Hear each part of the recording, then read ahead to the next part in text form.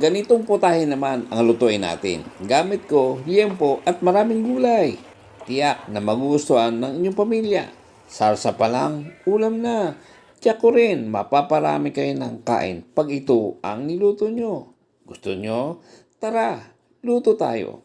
Bago lahat, welcome sa aking munting channel.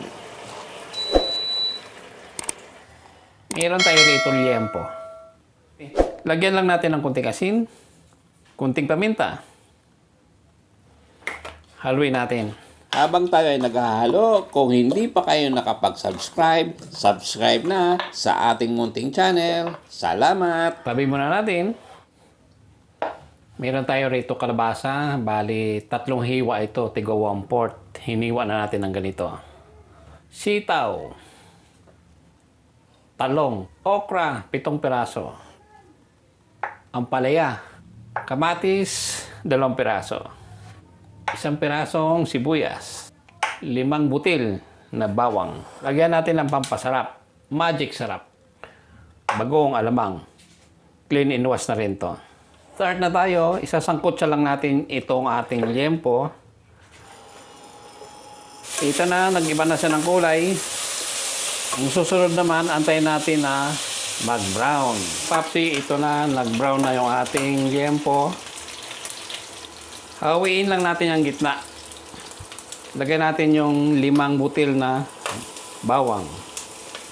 Halo-haloin lang natin. Isunod na rin natin 1 pirasong sibuyas. Halo-haloin lang natin. Yan, naamoy na natin yung aromatic nitong sibuyas at saka bawang. Pwede na natin isunod to 2 pirasong kamatis.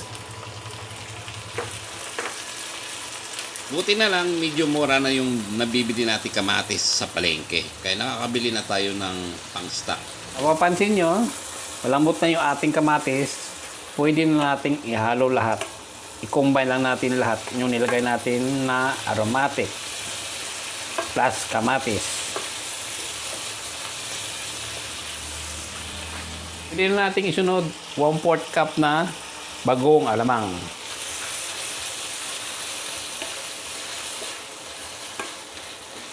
Haluin lang natin para mag-well combine. Mix para ma-mix.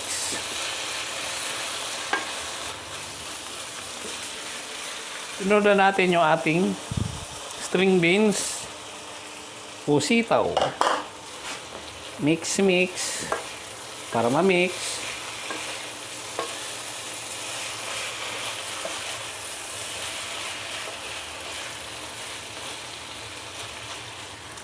Sunod na rin natin itong ating kalabasa. Imikos-mikos na natin para mag-well combine.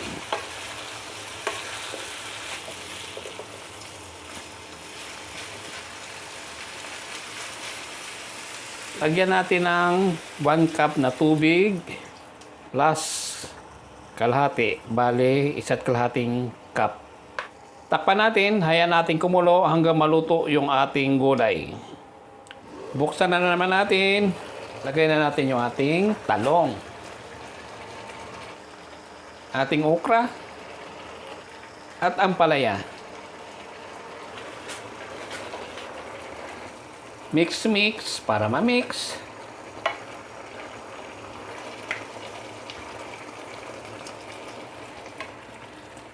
Lagyan natin ng kunting paminta.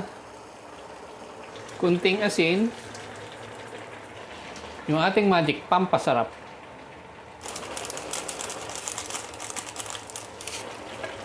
Haluin natin.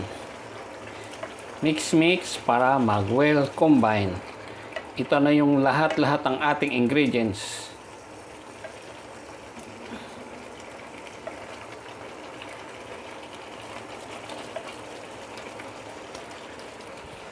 Takpan natin hanggang sa maluto yung nilagay natin na huling gulay.